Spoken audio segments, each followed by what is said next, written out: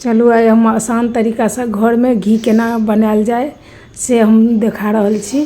तो देखियो ये हमर 500 दूध हम ले छी डेली, तो कर घी बना रहल छी। तो हम सस्पेने में दूध गरम केने छलहुँ हँ, ओकरा कनी काल छोड़ देलिए उघारे, या जाली वाला थारी रहिया तैसा झाँप देबै तो अहाँके निकल जात आराम से मलाई। एखन ठंडा छै तो ठंडा में बेसी मलाई निकले छै।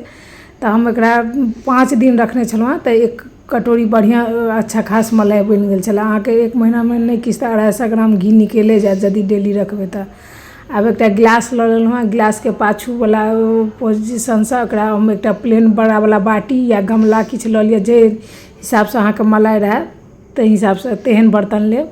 तो अब ओकरा रहैत मतलब फेटैत फेटैत जहन बुझबै जे मलाई प्लेन भऽ गेल तहन बुझबै जे तो मक्खन तैयार अछि। तो आब ओकरा की करब, ओहिमे पानि डालि देबै। पानि डालि देबै तऽ की हैत, मक्खन पूरा ऊपर भऽ जाइ छै।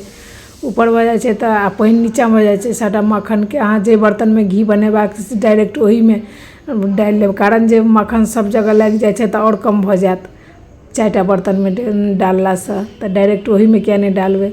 तो आब ओहिमे डालि कऽ एकरा गैस के कम कऽ देलिए। तो देखियो घी बननाइ चालू भऽ गेल अछि। आ घी गैस के आस्ते रह देबै, नहीं तो घी पूरा जरि जायत आर कोनो काज के नहीं रहत, नुकसान भऽ जायत। आब देखियो गैस आस्ते छै। हम ई फेना जे छै तकरा चम्मच लला आस्ते आस्ते साइड केने जाइ छियै।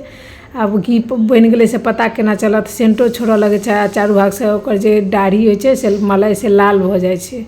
आ से देख के पता पियर जकाँ भऽ जाइ छै सेहो पता चलि जायत। आब हम घी छानि लेलहुँ, देखियो कते सुंदर घी बनि के तैयार अछि। ओ हेल्दी तरीका से अपना घर में बनाओ, बच्चा के खुआओ। तो ई घी बनबे के तरीका केहन लागल जरूर सब बताएब। वीडियो नीक लागत तो लाइक सब्सक्राइब जरूर।